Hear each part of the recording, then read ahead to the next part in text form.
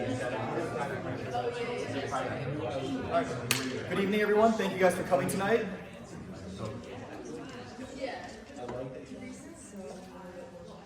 Today we have Clark from Kokes Properties. He's the VP of Finance and Operations, and he's gonna go over what he does. So let's give a full introduction. Nice to meet you all. Yeah, my name is Clark McIntyre. I work for Kokes Properties. We're a multifamily and self-storage developer based out of Monmouth County. I've been in the industry now for about 12 years. I worked on Wall Street prior to that, right when I was right out of school. And now I oversee like acquisitions, underwriting, and asset management pretty much for the Kokes family. So I've got good development experience. Certainly, like everybody else, I can always learn more. But hopefully, I can impart some wisdom on you all. If you think that a career in real estate is something that you want to pursue. So without further ado, let's get kicking. So I was born and raised in New Jersey. I graduated from Michigan undergrad, and then I went to NYU for my graduate degree. As I said, I started on Wall Street as an equity sales specialist for the gaming sector, which actually there's a lot of overlap with real estate development and the hotel and casino sector. So that's how I first got a taste of it before I moved back east and I started working for a local builder that specialized in subdivisions, so single family product. I have experience in basically every major facet of real estate development operation, including construction, property management, leasing, asset management, acquisitions, and accounting. And right now I'm responsible for management oversight of the company's portfolio, including acquisition, development, underwriting, asset management, and corporate finance. So cost of completed projects to date is $194 million across about a little over 1 million square feet. So I've got a pretty good feel for the numbers at this junction of my career, and hopefully you guys can learn a couple things tonight. So a couple projects I've done. These are in order of size. So Hidden Village at Aberdeen, I did that at my prior employer. That was a 200-unit multifamily rental project, all market rate. Stabilized value is about $65 million. The project cost is $48 with the land. And development timeline is 54 months. So the development timeline is one of those things I want to draw your guys' attention to, because for those of you who are interested in underwriting and learning how to underwrite projects, there's a right way to do it and there's a wrong way to do it. All right? The right way to do it is from the time that you start getting your approvals until the time that the property is stabilized. That's a multi-year underwriting proposition, right? Because the approvals themselves can take 18 months, best case, to 3 years. So 54 months for a 200-unit build out is pretty quick, even though it's 4.5 years. But these are the kinds of things that I think that, to the extent you guys want to learn about this, I can definitely give you some guidance on how to get to that point in your career. So yeah, you'll see the note at the bottom. It just defines the duration of time between the start of entitlements and post-development stabilization. So you get the approvals, you start the site work, you build the project, right? You get everyone to move in, then you put a permanent mortgage on the place. That is your window for underwriting, all right? A lot of people will teach you, you get the approvals and you build it, you're done. But that's a big mistake, because obviously if you have slow leasing absorption, you get you'll be in trouble. So those are the two biggest I've done. The Middle Riverside Phase 1 is complete. I was just saying to Keith, Phase 2 is about to break ground in the next 30 days here. So to the extent you guys are ever interested in coming to take a field trip, let us know. We'd be happy to show you around. A couple other ones I've done. Station Place in Red Bank. That property is currently owned by the Kushner family. We sold it to someone who then sold it to them. Eden Main in Southington, that's up in Connecticut, right outside Hartford, and then Fortune Square, Red Bank. So, across all the buildings I've done some commercial real estate as well, self-storage in particular. It's not the same business. I'm going to try to keep this more focused on multifamily assets, but to the extent you guys have questions about commercial development, I can answer some of them. All right, so I want to try to engage you guys in terms of how the development process works. So I want to start off by some Q&A and see how much you guys know already. It'll help you get a feel for where you're at. So these questions are really catered towards New Jersey. Every state has different approvals that are required, right, to start building. New Jersey tends to be particularly difficult, which is a good and bad thing, right? On the one side, it's a high barrier entry, so you don't have to worry about new supply coming in too much. On the other side, it's very hard to get an approval. So when you start submitting an application to a municipality, that's at-risk money, right? You may or may not get the approval, and you could be out several $100,000 before you can blink, right? So it's a very risky process, and it's the type of thing that you need to go in with your eyes open before you commit to a deal. So what approvals do you think are needed, and how long do they take to get?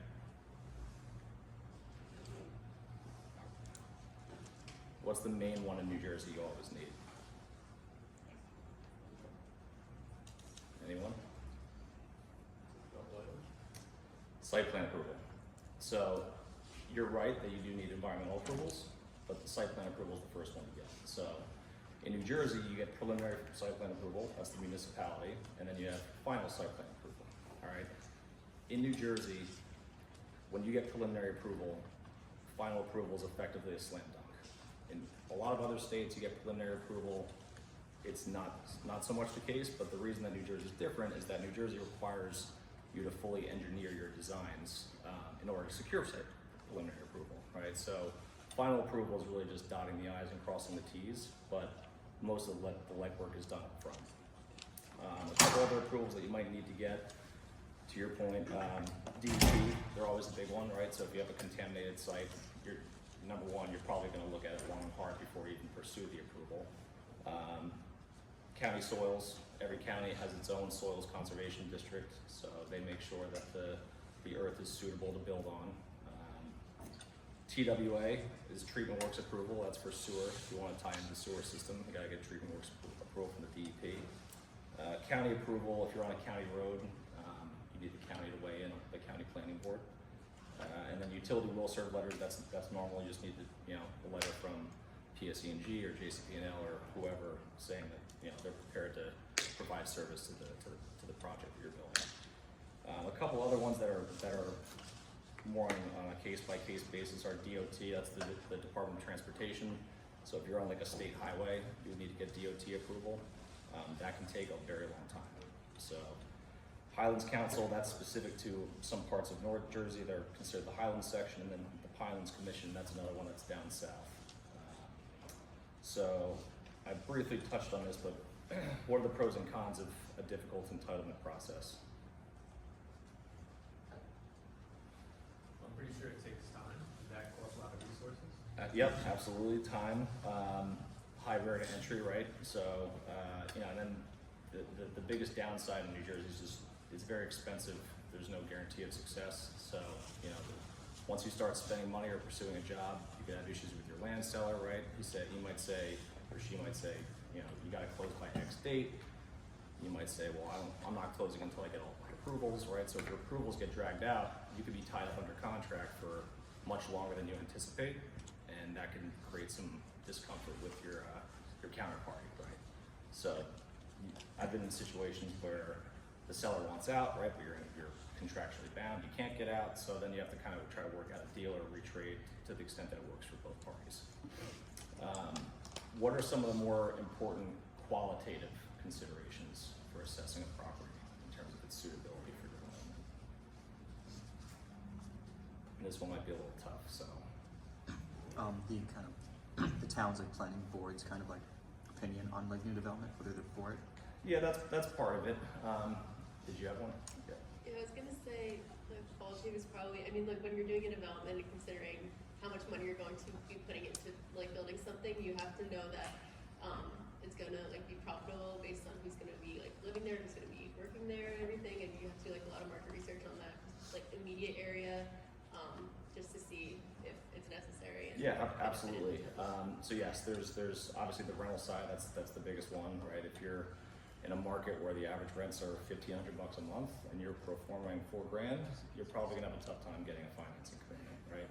So you have to be realistic with your expectations. Yep. Yeah, this one's kind of niche, but kind of like weather considerations. Like if you're building in Florida, think of hurricanes. Definitely. Yeah, absolutely. So like in New Jersey, we're not as exposed to hurricanes as Florida is, obviously, right? But we do have we have a much more stringent environmental process here. So the DEP can be very difficult to work with if you don't know how to navigate the loopholes.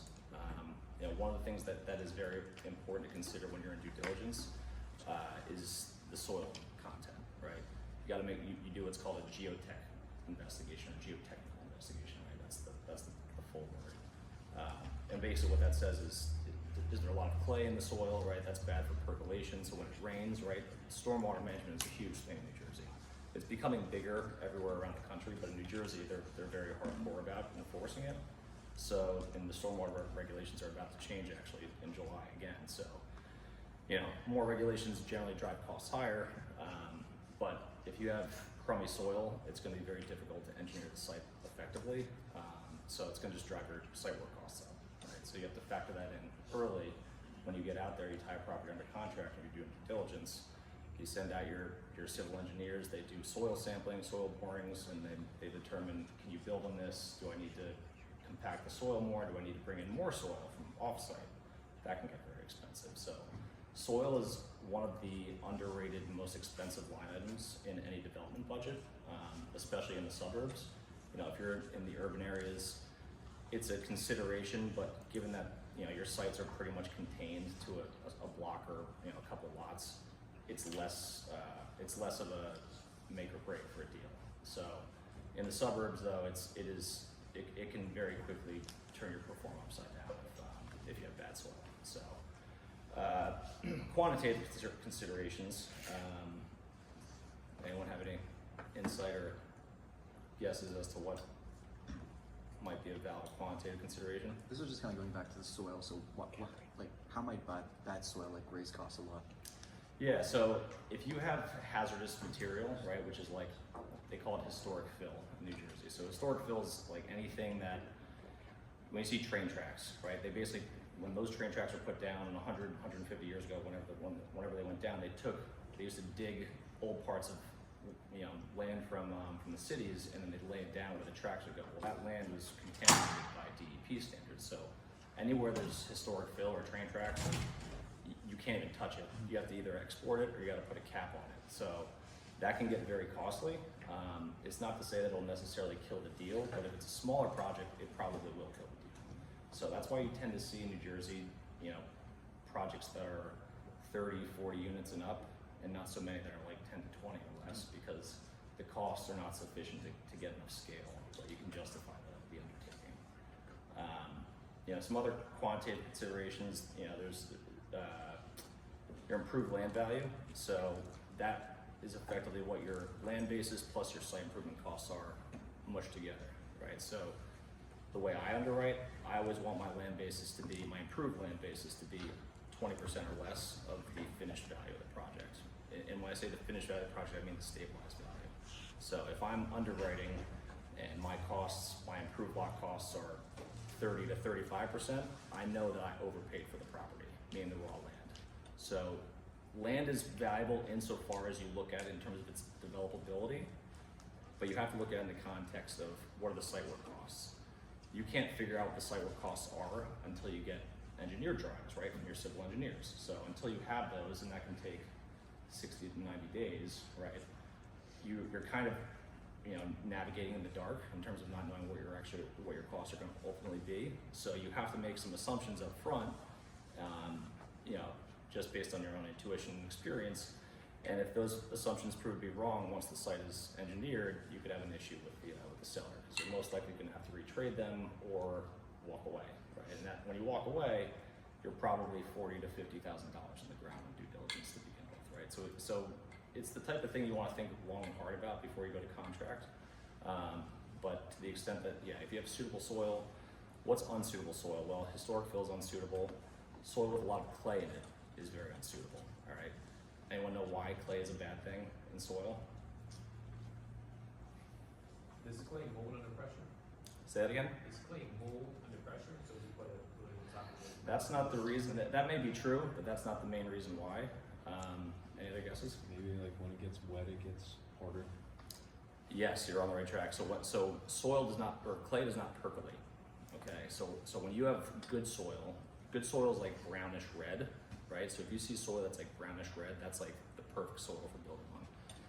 soil with a lot of clay in it is gray, all right? And what that means is when it rains, okay, the rainwater comes through the surface and then it sits on top of the clay. It doesn't percolate down into the aquifer, all right? So why is that a problem? Well, when you're trying to build a foundation, right, and you're digging a foundation, you're gonna be digging right into the water table, right? So you're gonna have leakage issues when the building's finished.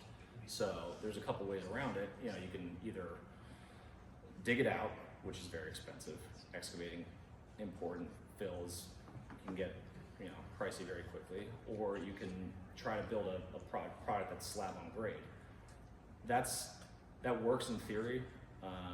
It doesn't always work in practice. A lot of times you have to de-water the site, which means you have to set up like pumps, literally. So while you're excavating your footing and the water's coming out of the ground, you gotta pump the water out so you can install the footing, right? That adds up when you're doing big projects. So there's a lot of stuff that's in terms of the soil suitability for development that needs to be taken into consideration up front. But you know, soil, geotech, environmental, all those things need to be hashed out before your due diligence period is over, because otherwise, you know, you're at risk of losing that money you invested. What is an appropriate rent premium to use when underwriting ground-up assets relative to existing ones? And does everyone understand what I mean by rent premium?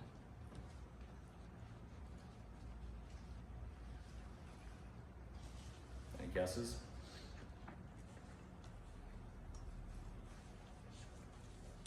So, in my opinion, I like to use a 15 to 20% premium, right? So if the market, and I don't know New Brunswick as well as the rest of you do, but let's say you're getting a 2-bedroom unit for $2,500, right? A 20% premium would be $3,000 for that same type of unit that's of similar size, right? So if you're above that, you know, could it work? It could if the market gets hot, but it's not the type of thing that it may not be very easy to finance, because half the battle, right, is convincing a lender to give you a construction loan.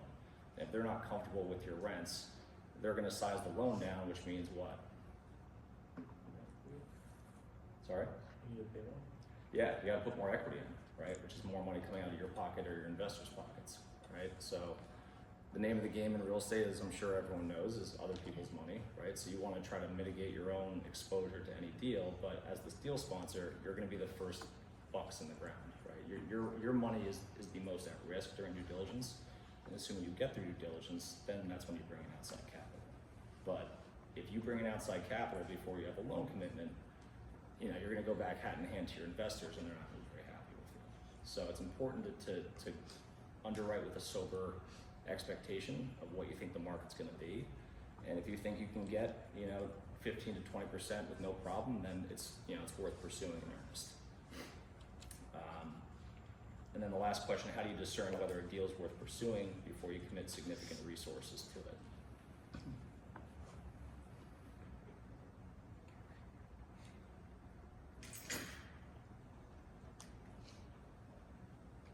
Anyone?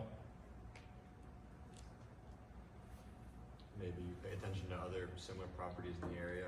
Yeah, that's a good one. With a similar use and see their value. Yep. I'm wondering if you were ever paying attention to population movements. Absolutely. Absolutely, yeah. So if you have a town with negative population growth, do you think you're going to want to add a whole bunch of supply there? Probably not, right? You want to be in an area, there's 2 core things that I think for you all are most important to keep in mind. You want to be near employment, right? An employment center. So that's part of the issue with deep South Jersey. When you go to like Cumberland County and Salem County, they're nice places to live, but they're very far away from the urban employment centers, right? So when you're that far away, you don't have the employment base for people who can afford the rents that you're trying to achieve. So in many cases, it makes the land effectively worthless from a development perspective. Said differently, you can get the land for free and the job won't make sense, right? So like that's a very difficult hill to climb unless you know the market very well, but that's why you generally only see development in, you know, Monmouth County, this is Middlesex County, I think, right? Middlesex County, Hudson County, right? All the ones around New York and all the ones around Philly, right? Those are where the hot spots of development are in the state, and that's the primary reason, right? Is that there are commuters who live there who don't want to live in the big city and pay double the amount in rent. So there is an upside to operating in the suburbs, but it's a little bit of a different game than the big cities. All right, so here's a couple inherent challenges with development in New Jersey, and I've kind of touched on the first one already. So the first hurdle is the entitlement risk, right? Getting the approvals and securing preliminary and final site plan approval from the municipality. As a general rule, if you go in to a town with an application, okay, if any of you ever find a piece of property or a piece of land that you want to redevelop, the first thing you should do when you're in due diligence, okay, before you spend any money on engineers or architects, is you should go sit down with the municipal planning official, all right, the planning officer or the zoning board officer, and you tell them you have the property tied up under contract. You say, this is what I'm thinking. Is this the type of thing that the town would approve or not? Most of the time, they will give you a straight answer. A lot of times it's a quick no. A lot of times it's a quick maybe. Sometimes it's an automatic yes. Recently, to the extent you guys may be familiar, the affordable housing laws have changed in New Jersey, and the new rollout of the law is going into effect July 1st of this year. So a lot of towns around the state have a major issue where they have these affordable housing obligations that they've neglected for the last 40 years since the Mount Laurel trial. And now they have to approve projects whether they want to or not. So it's become somewhat of a political lightning rod around the state, depending on the town that you're in. Some towns are compliant and they have no issue. Other towns are way behind the eight ball, and developers are gonna hold them over the fire and they're gonna get what they want, right? So that's a strategy that a lot of developers have been employing lately, is to find out which towns are not cooperating with their affordable housing obligations, right? And that's something that's more unique to New Jersey. New Jersey is actually the only state in the union that has affordable housing laws like we do, where it's literally a constitutional obligation. So it's not like an option, even though a lot of towns try to argue that it is. It's now become codified in the state law. There's no getting around it unless the Assembly and the state Senate pass a new law to repeal the old one. So for the time being, this is kind of the name of the game. Go ahead. I was gonna ask, outside of municipal planning board, are there any other officials that you would maybe contact to get more information about, hey, is this a good place for planning? Yeah, I mean, to the extent you know the mayor and the council of the town, right, the planning board officials work for them. And so if you have their blessing, they will do what they have to do to convince the planning board to approve your project. That's not always an option. A lot of towns, the mayor wants nothing to do with any development whatsoever, and you don't have a choice but to just deal with the planning board attorneys anyway. So half of the battle is making a sound planning argument, right? It's not just, I want to fit as much density on this property as I possibly can, right? You may say to a town, or a town may say, you can build 10 units to the acre, right? So if you have a 10-acre property, that's 100 units you can build. And you may go in and say, like, hey, Mr. Planning Board guy, instead of the 10 that I'm allowed to do, give me 8, right? That is an effective selling point when you're not trying to max out the density just for your own pockets, right? So there's a fine line between, more density is not always a good thing, because there's certain issues that arise with more people being in the area, right? Parking is the biggest one, right? You can have 100 units, but you might only be able to fit 90 spaces on the property, right? So like every unit's got less than one car per unit, that's a problem. So you may have 100 units, but you're gonna be having occupancy issues, right? You probably are gonna average 10 to 12% vacancy. That's, then you're just overbuilding. So there's a fine line between what's physically possible and what's realistically feasible that you as the developer need to kind of make an assessment of whether or not it's worth the risk. So maxing out the density, yeah. So, and then NIMBYs, right? People who are opposed to development at all costs. Doesn't matter if you're proposing a boy and girls club or housing development, that people are just gonna come out and oppose you. So you have to be prepared for that. Some people will hire attorneys, right? We're gonna try to throw spokes in your wheels, and you kind of just have to roll with the punches. You cannot take it personally or take it out on any of these people, because if you do, it will backfire horribly.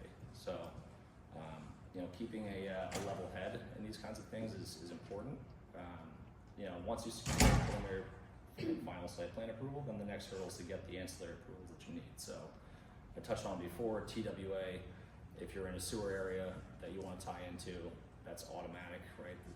The DEP needs to determine whether the sewer lines have enough capacity to handle the additional capacity you're proposing, right? So if you have an old infrastructure in town that's 100 plus years old, which in our case, Riverside, a lot of the infrastructure there is 100 plus years old, right? So one of the things that the town will make you do as a condition of approval is say, okay, Mr. Developer, we're gonna let you build here, but in exchange, you are going to replace all of the sewer line in front of the property.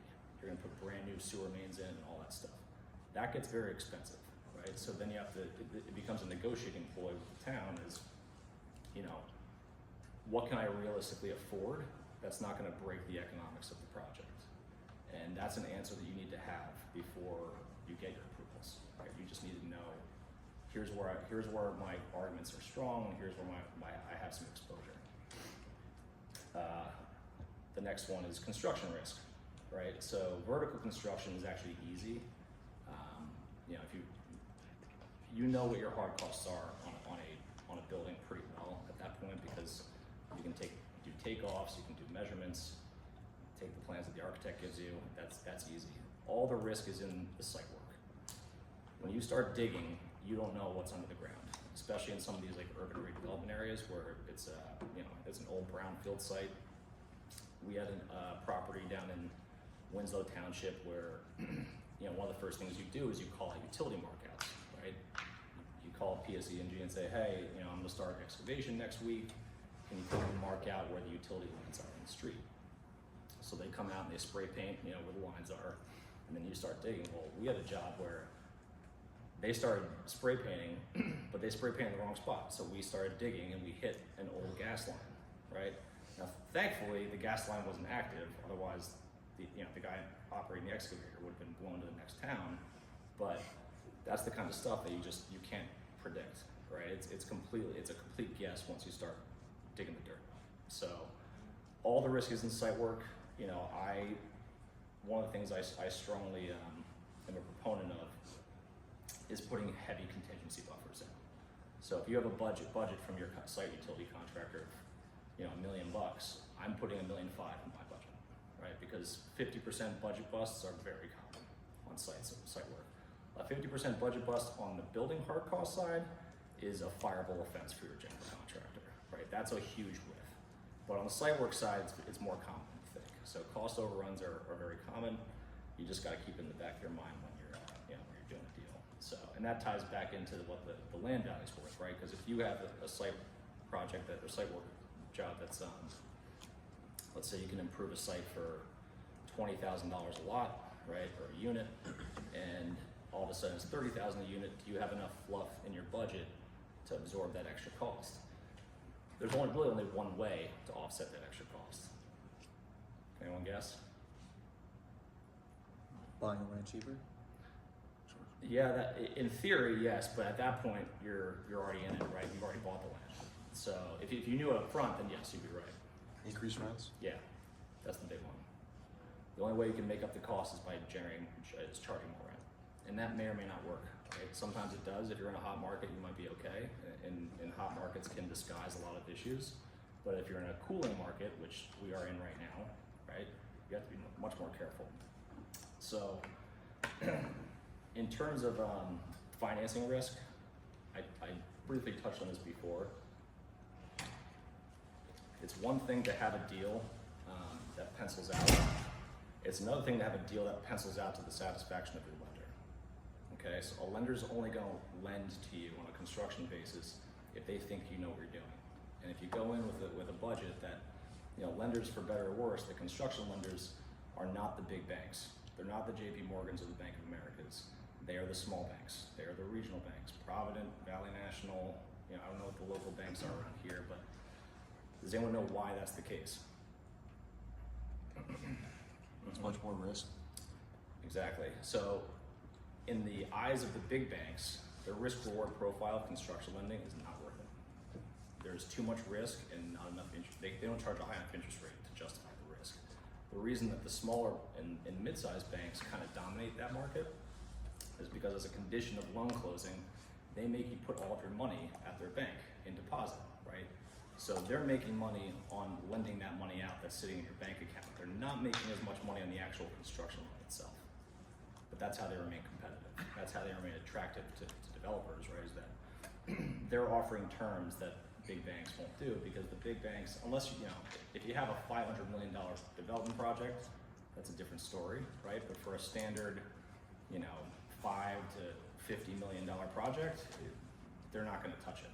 So the little banks and the mid-sized banks like construction lending because it's a way for them to generate deposits, and they can lend those deposits out not necessarily in real estate, but in they call them C&I, commercial and industrial loans, retail loans, restaurant loans, however they want to do it. That's kind of up to them. But that's why you see primarily the smaller banks having the biggest footprint in construction financing. One other thing. Does everyone know what the difference between recourse and non-recourse lending is? Anyone? Keith? Recourse means that they can kind of sue you personally. Non-recourse means they can't. Yeah, so a recourse loan means the company that you work for, the entity that you form to build the project, is guaranteeing the loan, but you are also personally guaranteeing the loan. Okay, so if you go belly up, they're coming after your house and everything you own personally, right? A non-recourse loan means all they get in the event you default is the property itself. By and large, basically every construction loan I've ever been a part of has some sort of recourse guarantee in it. And the biggest one is what's called a completion guarantee, right? So the lender makes you sign a completion guarantee personally because they want to make sure that if you run out of money halfway through the build, you're not just going to give them the keys back and say good luck, right? So they hold your feet to the fire, and you have to finish the project one way or the other. You have to come up with the money, doesn't matter how you do it, but you got to build that thing, because if you don't, you're triggering a personal guarantee. So there's a reason that a lot of people go out of business, right, in my industry, and that's the biggest one. So it's all because of personal recourse. So you have to be very disciplined, to the extent that there's always going to be an issue. Every job I've ever been a part of experienced some cost overrun. It comes with the territory of development. But it's okay, right? Like, everyone experiences it. That's not the end of the world. But if you don't have enough cash, or you don't have enough liquidity, or you're not underwriting conservatively enough, you will have a big problem, and it will put you under. Is that common even outside of development? Say a company wants to also invest in real estate, those are pretty common? Yeah, anything that's like ground up construction where you're building from the footings to the roof, you're 99% likely to have to sign some kind of personal recourse guarantee. So there's every loan has what are called bad actor carve outs, and what that means is if you commit fraud, right, that triggers personal liability. That's like a very black and white case, so to speak. But in construction lending, the biggest one is the completion guarantee. If you don't finish the project, you are screwed. Simple as that.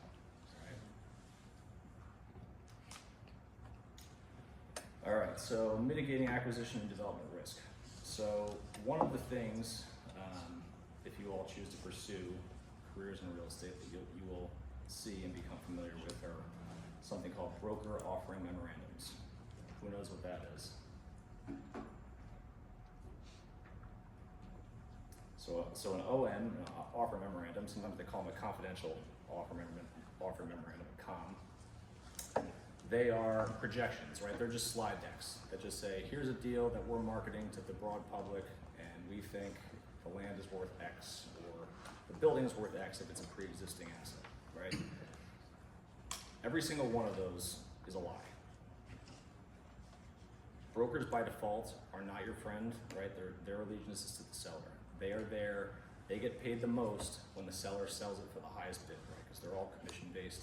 They're getting, 2 to 5% of the price, depending on what the number is. If it's a $5 million sale, they're easily getting 4%, right? So they're getting $200,000 right off the bat.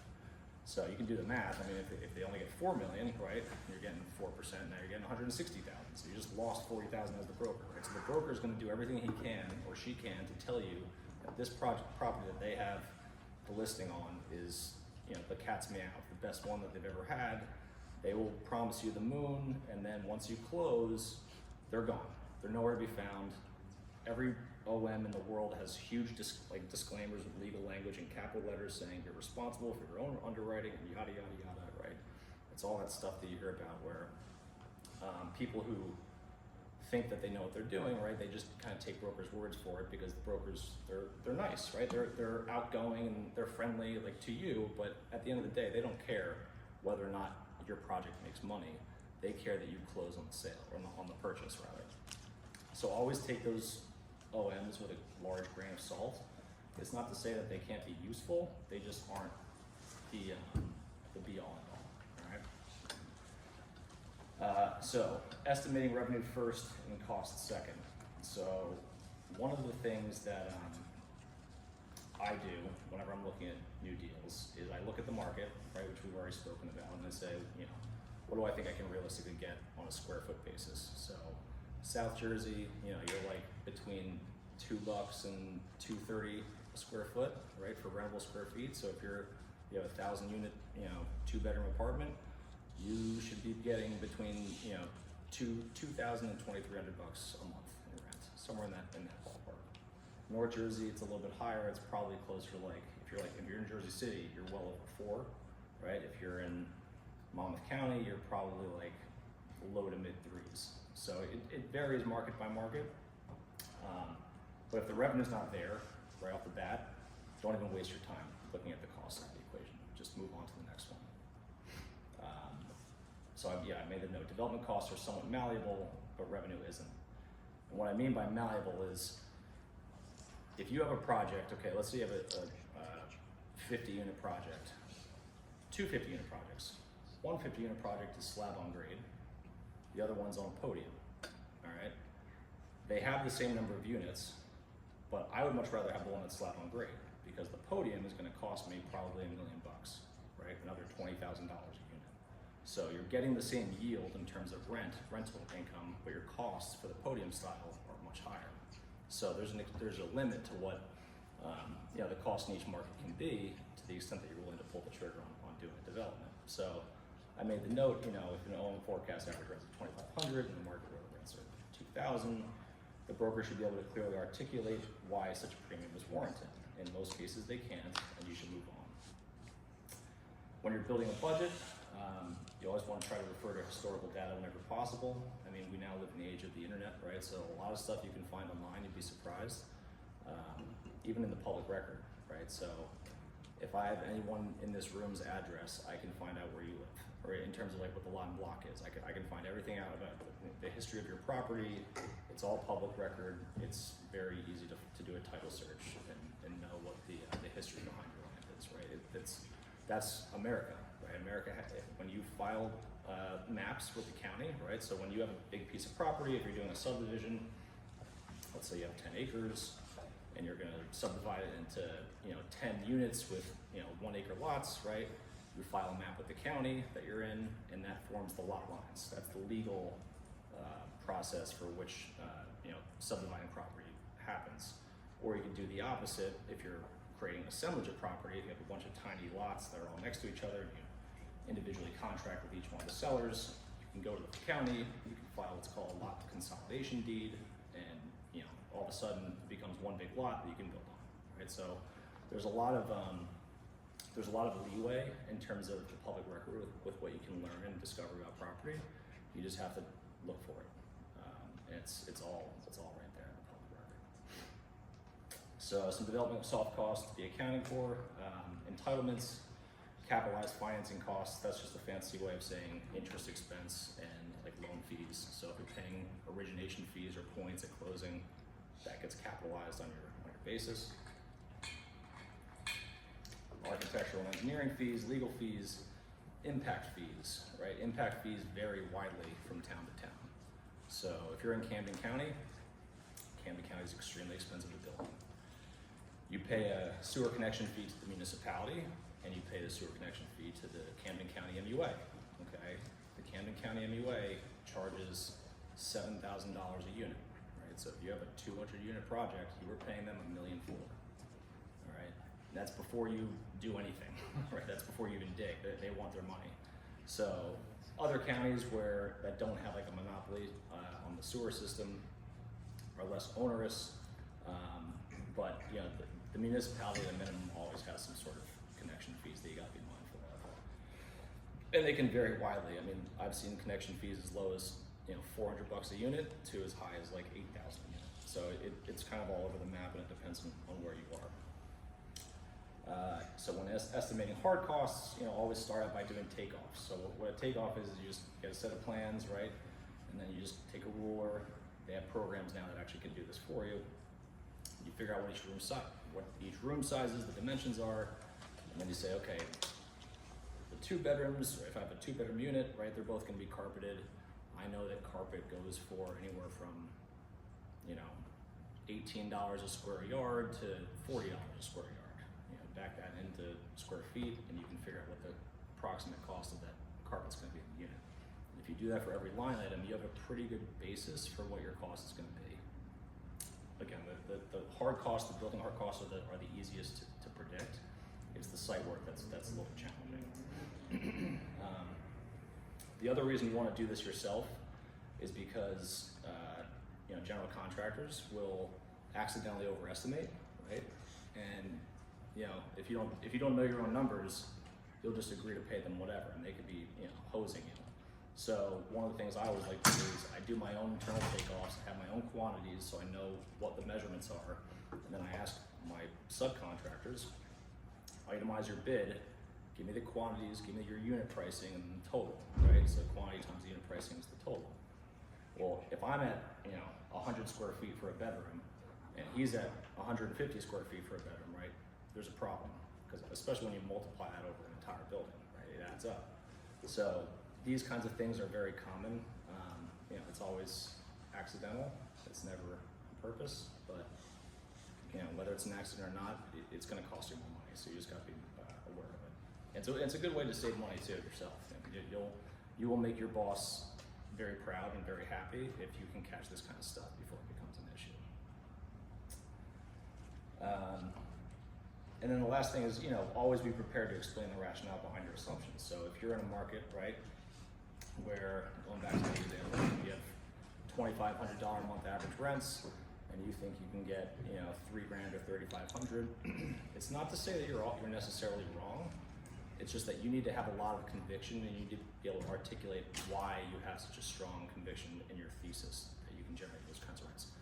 There are definitely times where you can get a huge premium. It's not super common, but you know, there might be, you know, Monmouth County, I live in Monmouth County, Netflix is building a huge project there, right? So property values in the area, not necessarily on the Netflix property, but in the surrounding neighborhoods, they're starting to get like a pretty material rent increase compared to where they were a few years ago, right? That's like an employment driver that will drive rents higher. So like in a situation like that, you can get a little bit more aggressive on underwriting. If you're in just a market that's, you know, fairly saturated, if you have other competitors in the market, right, who are approved to build their own product, you gotta be really mindful of that, right? Because adding, depending on where you are, you know, adding a couple hundred units to Jersey City is not a big deal. Adding a couple hundred units to the suburbs is a big deal. It's very difficult for a lot of these projects to absorb the density that you're proposing. And you gotta be mindful of it. So, yeah. So real estate isn't rocket science. You can save your firm a lot of money before the project even starts by being thorough and triple checking your budget before you share it with anyone. The better you are at this, the more quickly you'll advance in your career. And then one thing that I like to do, and I just think it's good practice, and to the extent, you know, you all pursue a career in real estate, it's something that I highly recommend. So, number one, buy a subscription to the Financial Times, the Wall Street Journal. Read it every day. You'll learn way more than you will in the classroom, I promise. I went to school too, and you learn more from being inundated and immersed in business culture than you do in business school. It's the most cost-effective investment you can make, and it's, you know, it costs, you can get a digital subscription to the Wall Street Journal for like $150 $150 a year or something. It's not that much. Reading quarterly earnings call transcripts, specifically their executive Q&A sessions. So when you can Google any public company you want. Every quarter, right? SEC requires them to report their earnings, and they have commentary about their performance. It's very good to listen to what those executives have to say, because they have a better pulse on the market than anybody else does, myself included, right? They have huge insight into the market overall because the market's huge that they operate in. They're operating multi-billion-dollar companies in various markets across the country. I'm very specialized in one state, so like I'm not going to have the same read as they will. So I like to know what they're seeing, because they can usually spot problems before I can, or before most people can, candidly. One example I put in here is SL Green. They're a big office landlord in Manhattan. They've been getting creamed the last few years because of COVID and all that stuff. But back in 2007, their stock dropped from an all-time high of $151 to $95 in January 2007, right? But the recession didn't happen until August of 2008. But the market knew there were real systemic problems before the broader public knew. And when you read the earnings call transcripts, you can hear it from the executives saying, be cautious. They're never going to outright say, we think that the world is crashing down on us. But you can read between the lines at their sentiment, right? So if they're telling you, we're looking at deals, more conservatively, right? That's a tell that they're a little nervous about their exposure to the market. So a lot of it's just reading the tea leaves, so to speak. But it's a great way, and it's also free. You can just you can go on any of these companies' websites and read the earnings call transcript. It doesn't cost anything. So it's a good backdrop as you grow in your own career, just to understand how some of the big players think about the market and the economy overall. So a couple of tips and considerations, and then certainly I'll take some questions. I was saying to Keith before, I have a lot of friends who work on Wall Street. I worked on Wall Street. When I was your all age, I was of the view that I gotta be on Wall Street. I gotta work at one of the big banks, and that's how I'm gonna get my career. It's bullshit. All right, you gotta do what's best for you, and I'm a big proponent of trying to find something that's a good fit for you and your skill set. If you like real estate, I prefer for people to start out broadly so that they gain a lot of exposure to a lot of different areas in the space, which at a big shop you're not gonna do. You're gonna get pigeonholed into a role. This is your job. You may like it, you may not like it, but for better or worse, that's what you're gonna do every day. Versus when you're at a small shop or a mid-sized shop, you have a little bit more free reign to, see what other people are doing, to kind of get a feel for other avenues that you may be interested in.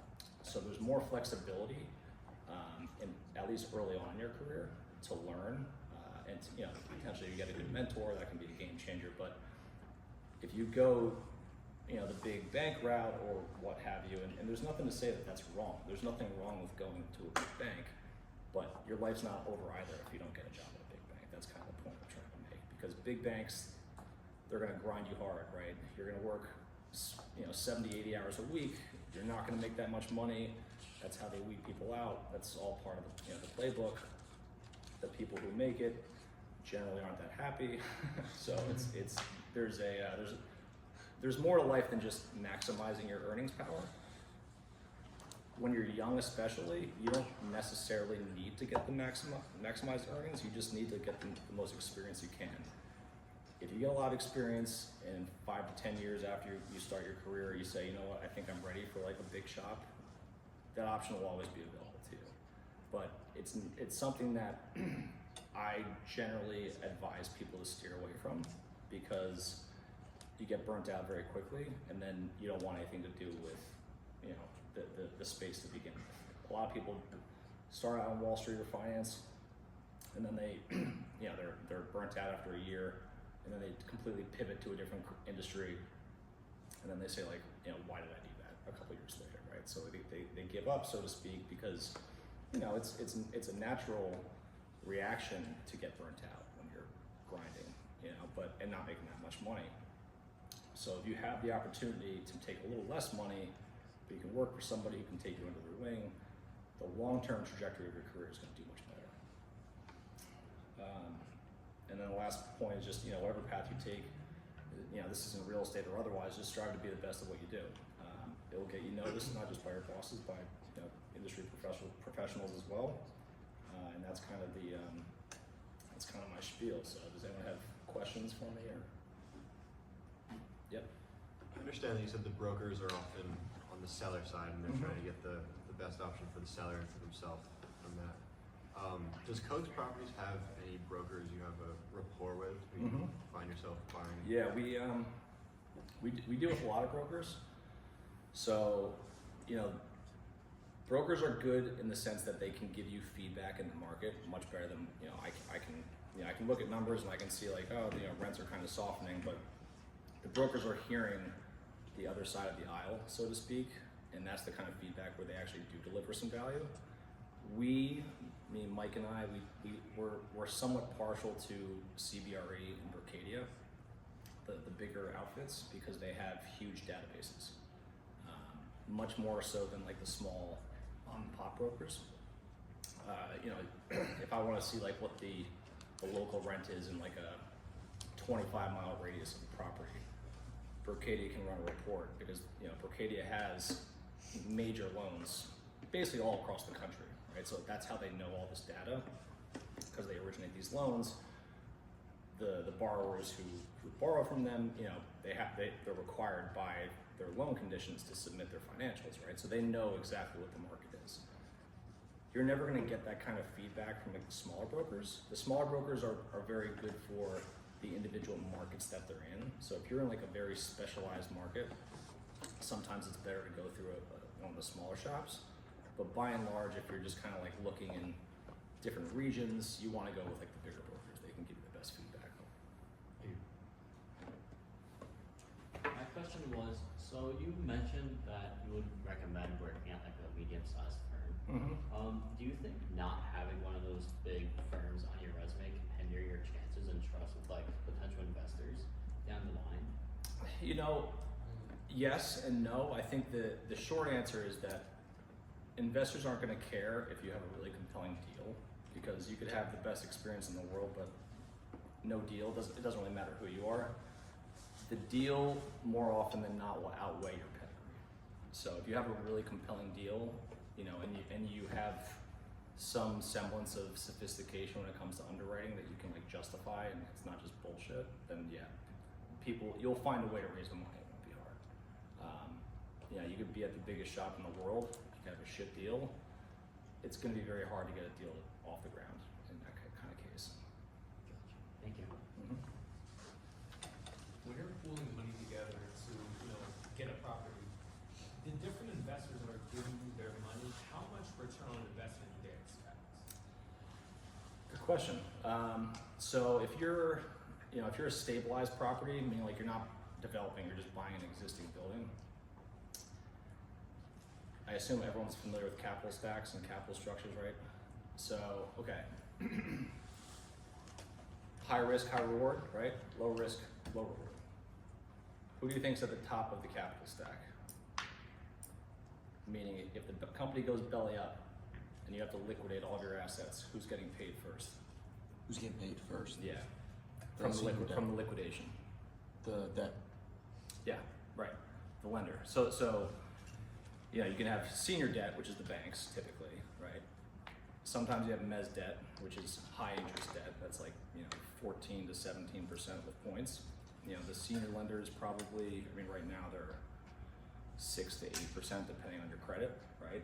But they have a senior secured position, right? So let's say you raise, $40 million for a project, and you finish the project, and now, the project's only worth $36 million when it's finished. You're diluted $4 million. Well, on that $40 million, you're probably gonna get like a 65 to 70% loan from the senior lender. So that'd be 28 million, right?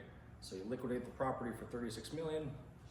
He gets, or she gets their 28 million bucks first. If you have any subordinate debt behind that, sometimes you do like 10%. So if you're 10% of, that's under 4, So you made your debtors, your creditors whole, right? Then you have to pay your investors. So maybe you raise another 10% of your capital stack is them. That's another $4 million. So now you're at 28 plus 4 is 32 plus 4 is 36. Everyone's made whole except for you. Every dollar that you put in is gone, right? That's the risk of real estate in general. That's the risk of leverage. So one of the things that I like to do when I'm underwriting is I look at what my capital stack is going to be, right, before I structure my deal. Because Mike and I, when we underwrite deals, a development deal is vastly riskier than buying an existing building, obviously, right? Like you're taking construction risk, you're taking entitlement risk, there's all these things.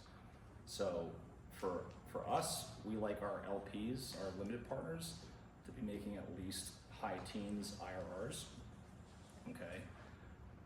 We target 25% IRRs.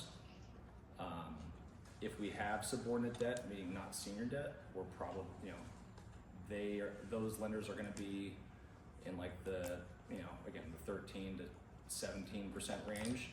And then your senior debt, your main lender is gonna be, 7 to 10 probably.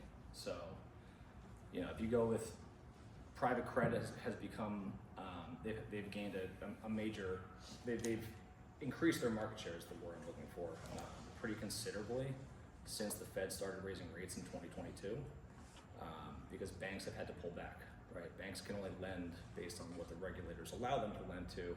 If regulators think that they're over leveraged, the banks can't lend, right? And banks can't make money and they can't grow if they can't lend.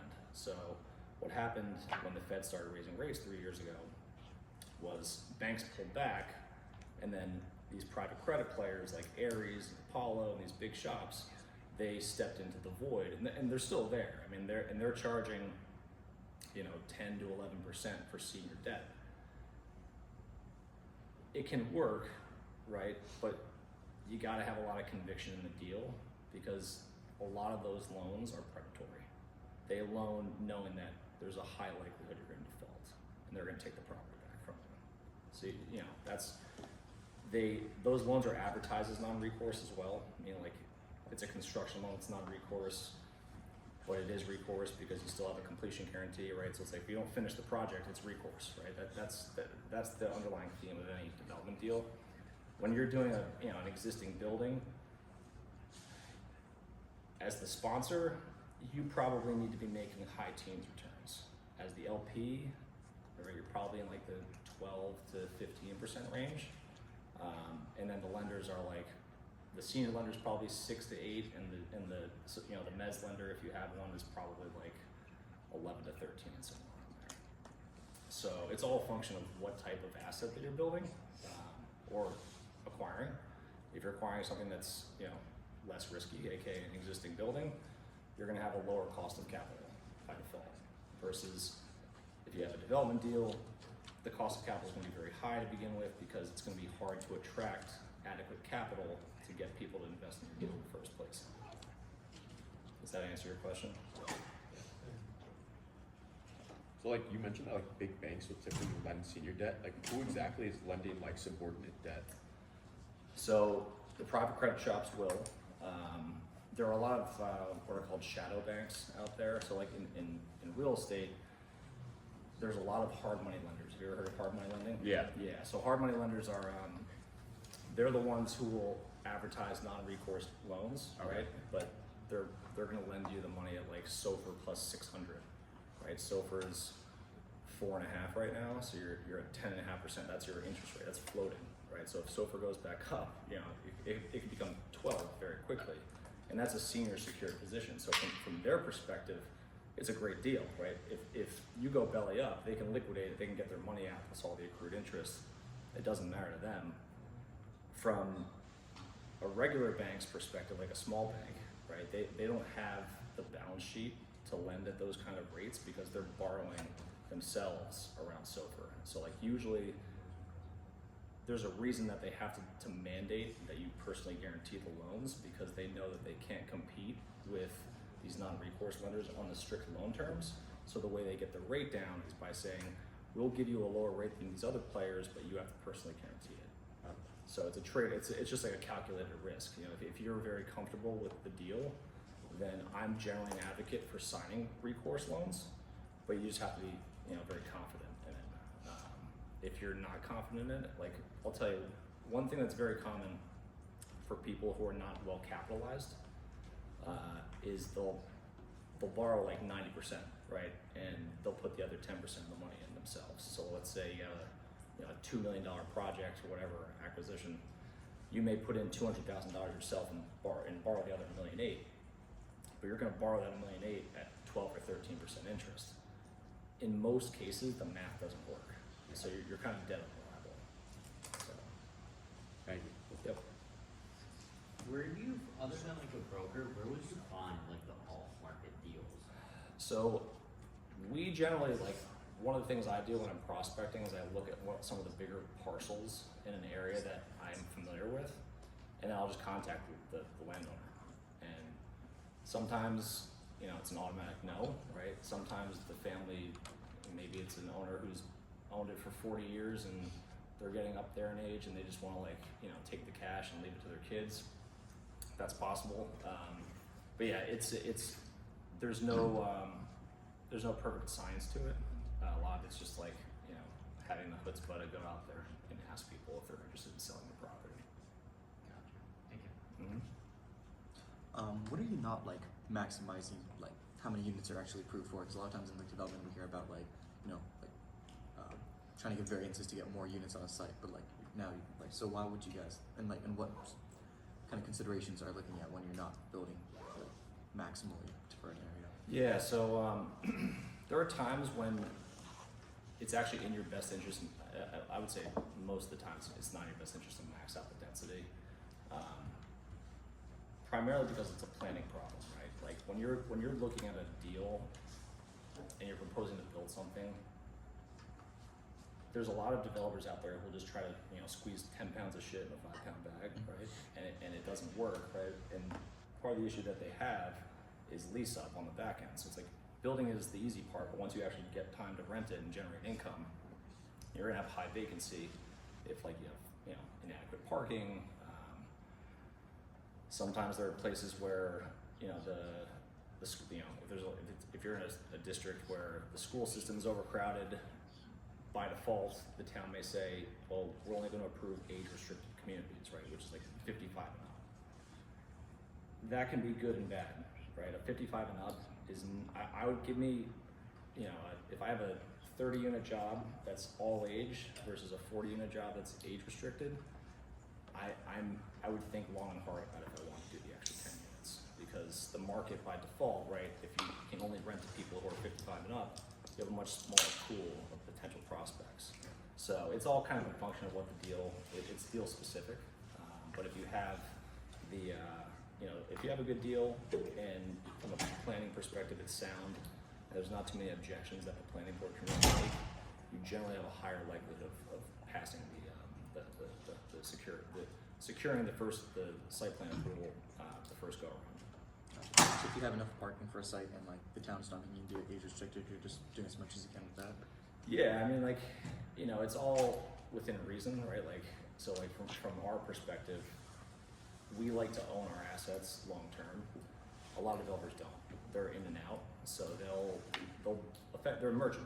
It's called merchant building, right? So like you're building the project for another end user. So the whole name of the game is that you build it and then you flip it, probably within a year of getting your CO. That's that's a very common business model, and there's nothing wrong with that. Like that's, a lot of people, that's just how they make money, and they don't necessarily want to operate the facility long term. In my opinion, in some cases, sure, that's warranted, but I think it can also be very short-sighted, because most of the real estate value that you create is from the operation of the property once it's finished with construction. So like you may get a good price year one, but that price could be a bargain 5 years down the road, right? So if you don't have like an absolute need for cash, like if you have the good fortune of being able to kind of survive without the liquidity, what we like to do is we like to refinance our debt and put some cash in our pocket when we do. That's like the perfect world, right? So you borrow. I'll give you a real example. So Riverside, our construction loan was $20 million, and unfortunately rates went kind of up before we had to put the perm on the place, but we refinanced $22 million loan, right? We pulled out $2 million, put it in our pocket to use for other things, and now we still own the property, it cash flows, so like it makes sense. Versus, when you're a developer, if you're doing it for merchant building purposes, you don't really care what the permanent loan terms look like, but the buyers will, right? The buyers are, they're the ones who are going to operate the place. They're only going to give you as much cash as they can borrow and raise themselves, and that's kind of that's been the challenge of the last 3 years. Is a lot of deals in general, the perm loan does not pay off the construction loan, and when that happens, lenders scale back the proceeds on the construction loan because lenders are only willing to lend up to what you can comfortably take them out at. So when rates go way up, there's a couple people I know who had real issues a couple of years ago where they're in a project for $28 million on the construction loan, and 6 months ago they're going out to market and they can only get $26 million commitments, right? So what does that mean? It means you got to come to the table with $2 million of cash to pay off your construction lender. That's a disaster, right? And it's an uncomfortable conversation you have to have with your investors. Say, hey, I'm doing a capital call, and instead of this money going into the project, we have to give it to our lender. That's how you lose credibility very quickly.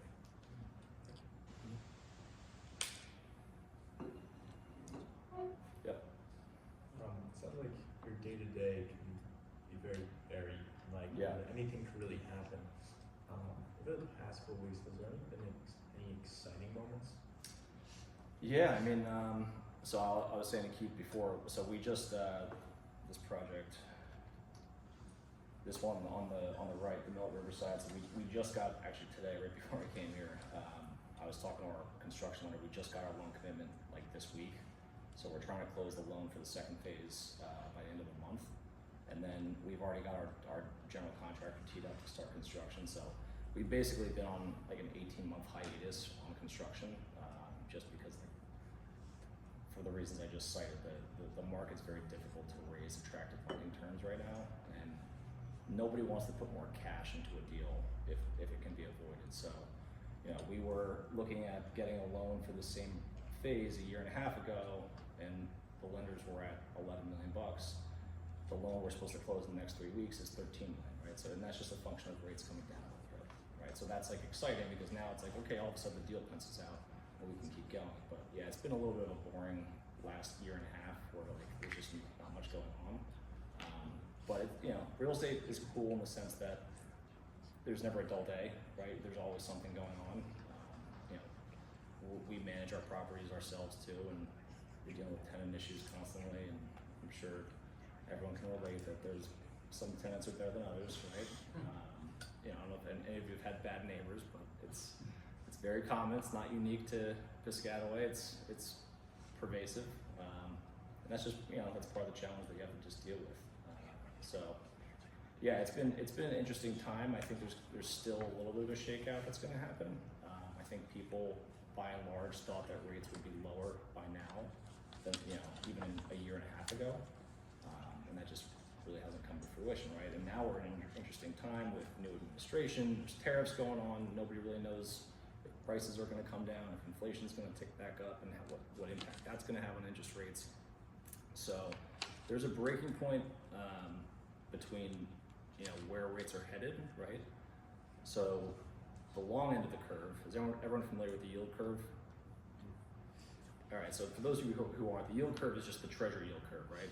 The US government's the best credit in the world, right? We always pay our bills, blah, blah, blah. Well, the yield curve inverted a few years ago, which historically is usually indicative of an incoming recession, and it just inverted again the other day. The recession never came, right? We've been in the economy's been chugging along, but the economy chugging along is kind of a double-edged sword for real estate, right? Because a healthy economy can sustain higher interest rates naturally, right? If inflation is ticking up, the Fed's not going to cut rates while inflation's going up, right? They have to keep inflation contained because inflation is a tax on everybody. It kills your purchasing power. So in that respect, it's been a little bit of a double-edged sword for real estate, where the overall economy is healthy, okay, which means that you're not going to have as many collection issues on your rents, right? And you can probably push rents at a steady clip, but the capitalized value of the rental income stream, okay, is going to be higher when rates are lower than they are right now. So everyone is kind of waiting for the shoe to drop, where we're in this weird limbo where if the economy goes into a recession, right, what does the Fed do when we're in a recession? Anyone know? Lower the rates. Yeah, they start cutting rates aggressively. So the Fed only controls the short end of the curve, which is like the 1 month and the 3 month treasuries. The long end of the curve isn't out of the Fed's control. That's all a factor of inflation expectations and investor expectations for risk, right? So, you know, the 10-year treasury, which is the most important one for real estate, that's what all loans are priced off of pretty much. You know, if you have a 3-year loan, you're going for 3-year treasury. If you have a 10-year loan, you're going for 10-year, 7-year loan, 7-year treasury, right? It's all a function of the spreads. So, you know, when your spreads are tight, okay, so 4 years ago in 2021, when rates were historically low, the spreads were, you know, 100 to 120 basis points over the 10-year, right? Now, rates are anywhere from 170 to 190 points over the 10-year, right? So the spreads have gapped out, which means commercial mortgage rates have gone higher on the long end. And that's what matters in the sense that when you go to take out your construction loan, you're financing your building with permanent debt. Your permanent debt is priced off of that treasury. It's not priced off of the short end of the curve. Your construction loan is priced off of the short end of the curve. Okay, so like the prime rate, you know, the prime rate is like 7.5%. A construction lender will say, we'll lend you the money at prime plus 50, right? So you're paying 8%. But if the Fed cuts rates 25 basis points, then the 8% goes down to 7.75, and so on and so forth. If the Fed raises rates, then your construction rate goes up. All right, so on the perm side, if you don't have enough juice in your deal to refinance your construction debt, you won't get a loan. Your project will just be stuck. So, anything else? Yep. So, how much more expensive will the construction be with the tariffs? So, it's a good question. You know, for the type of product that we build, the one area the tariffs are definitely going to have an impact is lumber, because we as a country import most of our lumber from Canada, right? So that's naturally going to flow through to us. We're lucky in the sense that the building that we're about to resume construction on, we actually prepaid and pre-purchased all the steel for it 2 years ago. So we've just had the steel sitting on site. So, you know, by the grace of God, we're not going to be, you know, subject to steel tariffs. But yeah, if you're a big city developer where your building is all steel, you're probably panicked right now, right? There's definitely some concern in the market for the tariffs, and the bigger concern is like, what impact are they going to have on inflation, right? Because conventional wisdom would suggest that inflation will rise, right, with higher tariffs, because the importers or the exporters are just passing those costs through to us as the consumer, right? So if consumers are spending more on whatever, right, they have less money to spend on their rent or whatever, and it's, you know, they have less purchasing power by default. So if you don't have a good handle on inflation in general, that's what they call inflation expectations being unanchored, right? And that's what the Fed is always afraid of, that the general public is going to lose faith in them to keep inflation under control, and then inflation kind of becomes like a self-fulfilling prophecy, right? Where everyone just comes to expect prices are going to be much higher, and then people start buying things now because they're, you know, expecting prices to go up down the road. Well, then that stokes inflation more, right? That's how it all happens. Conversely, right? Does anyone know why deflation is very bad for an economy? Go ahead. It pretty much like increases unemployment, so you're gonna have to fire a lot of people. Yeah, that's part of it. Yep. It's like a cycle, like buying more people to Say it again. I can't hear you. less people like Not quite. Did you have a guess? Like GDP, like less people purchasing. Yeah, that's part of it. So like those are you two both answer like the macro answer. The practical answer is, what is deflation? Deflation is the opposite of inflation, right? It's an expectation that prices will go down. Okay, and when you have deflation in the economy, what that means is consumers are thinking to themselves, hey, that car that I want to buy, it's going to be cheaper in 2 months, so I'm not going to spend any money right now, right? Well, when everyone stops spending money, what happens? The country goes into a recession, right?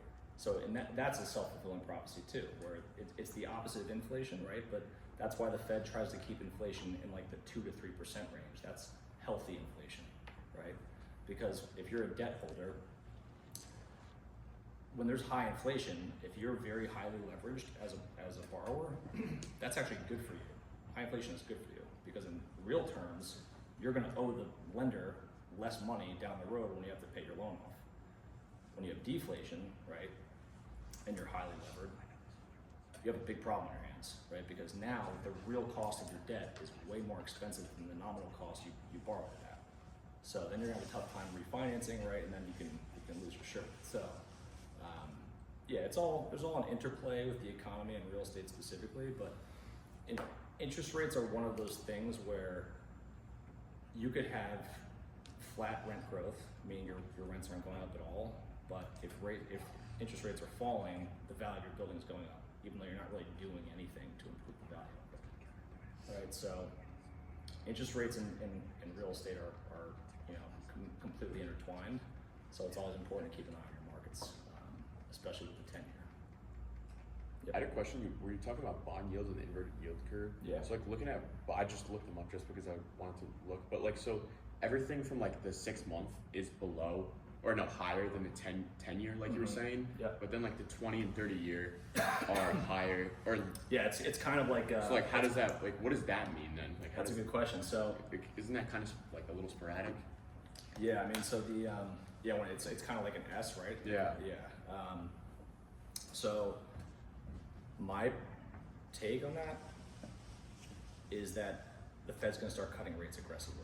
Okay. All right, so they're going to lower the short end of the yield curve so that it normalizes. Okay. Right, but if they don't, then rates are going to stay high on the short end, and they're probably going to fall on the high end because investors are going to pile in to long-term yields. Okay. Do you know why?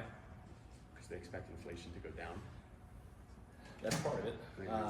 The real reason is when inflation starts to go down. Okay, Yeah. the value of those bonds Goes up. goes up way faster than the short end bonds do. Yeah. Bonds that have longer maturities are more volatile, right? So if you'll see people start to pour into like the 20-year and the 30-year bonds Yeah. when they think that a recession's incoming, because when the Fed starts cutting rates and inflation expectations go down, the rates come down, Yeah. right? And when the rates go down, the price of the bond goes way up. So they make a killing in those situations.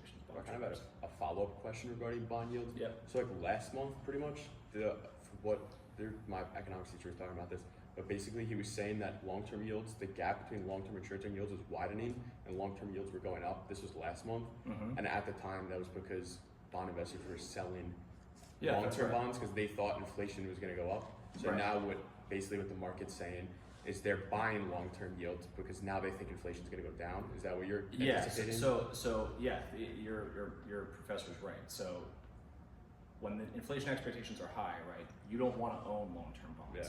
You want to sell them. When you sell them, the yield goes up, right? And the reason the yield goes up is because it's meant to make it more enticing for other investors to buy it. So people will just sell the bond until it finds a new equilibrium, right? And that becomes the new basis. In the last month, inflation expectations have changed pretty considerably because of like the tariff stuff and everything going on in the world. So and now there's the consumer sentiment surveys are starting to weaken, right? Which is like the American economy is 70% consumer expenditure. Yeah. That's when people stop buying stuff, the economy generally heads in the wrong direction. When you're in a place like China, right, the second biggest country in the world, consumerism is like 30% of their GDP. So it's less impactful on China.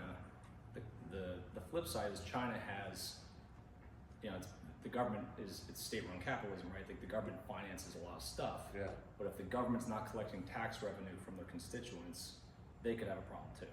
That's kind of what you're seeing. Like China has 90 million vacant housing units right now. So like basically like a month ago, like the whole talk was with obviously with the scares of like tariffs and whatnot. Like everyone was scared inflation's gonna go up, and now like a month later, basically everyone's like saying the opposite. They think inflation's gonna go the other way. Yeah, people think you know, Okay. we may be headed for a recession. Which Okay.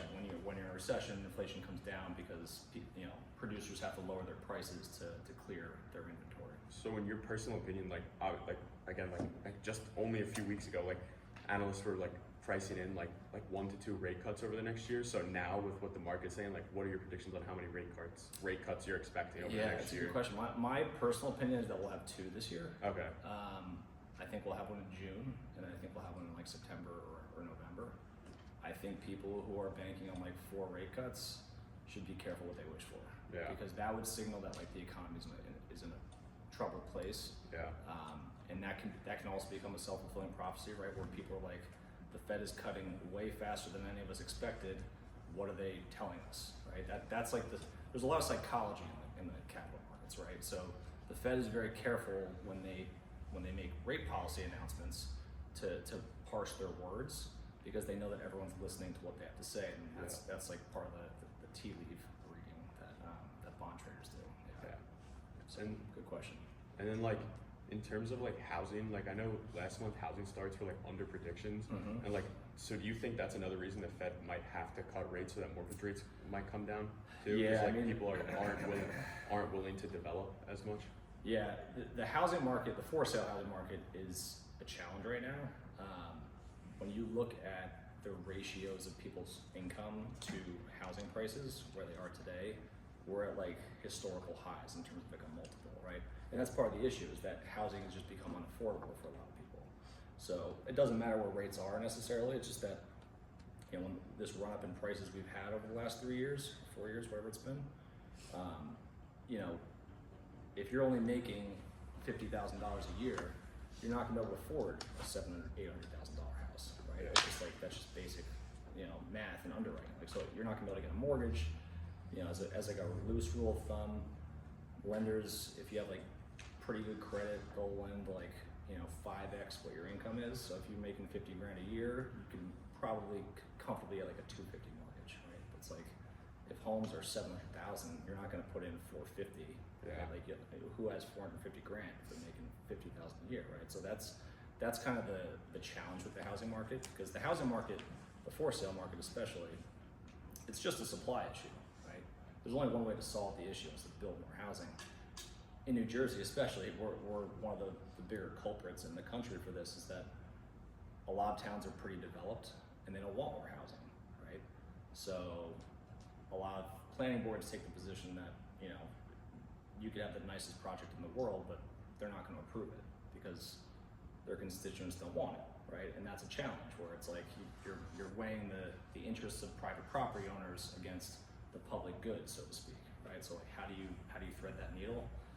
That's an answer I'm not sure, but that's why New Jersey has affordable housing laws now, because the state got tired after the Mount Laurel rulings back in the 70s. There's been 4 cases of no one complying with it, right? Because the state has a mandate to try to improve housing stock for their constituents, and when there's not enough housing stock, right, they have to do something. So they stepped in, and now you're seeing a lot of these towns around New Jersey, especially some of the more affluent ones, who are caught in the legal crosshairs because they've neglected the problem for so long that someone like me can just come in, and there's a law called a builder's remedy lawsuit, okay? And what that basically says is, if you as a town have an affordable housing deficit, if you built 0 affordables in the last 30 years, and I come in with an application, I say, hey, Mr. Mayor or whoever, I can help you address part of your affordable housing deficit.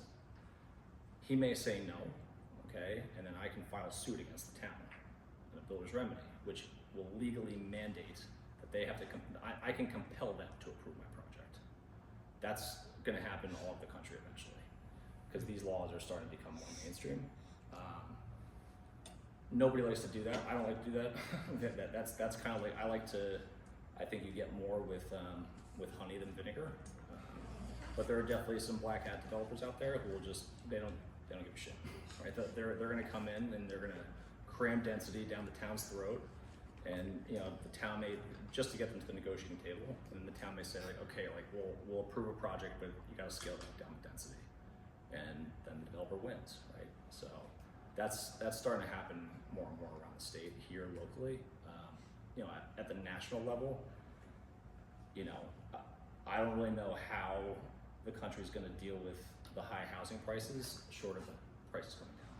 Yeah. You know, unless by the grace of God, you know, you have a whole bunch of incomes, like the average household income goes way up, but that doesn't really happen, you know, not en masse in a very short period of time. So I think it's more likely that housing prices will cool off and go up from here, at least in the next year or two.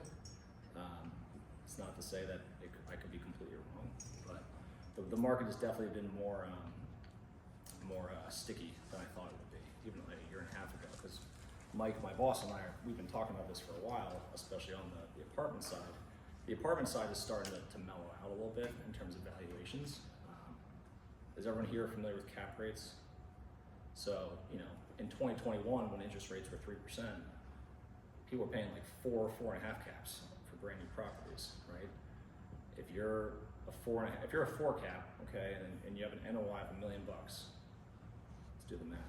You're at $25 million. That's the hypothetical value of the property when rates are that low. Now, with rates being where they're at, cap rates have moved up to like 5.5, sometimes 6. So now the $25 million building 3 or 4 years ago is worth like 16 to 20. So you just got wiped out $5 to $9 million, right? That hurts. So the for sale market's a little bit different because the for sale market's driven by buyers with emotion, right? People aren't looking at it as an investment. They're looking at it as like, this is where I'm gonna live for the next however many years. So it's a little bit of a different calculus. Cool. That's all the time we have for today. Thank you very much, Clark. Yep, no problem.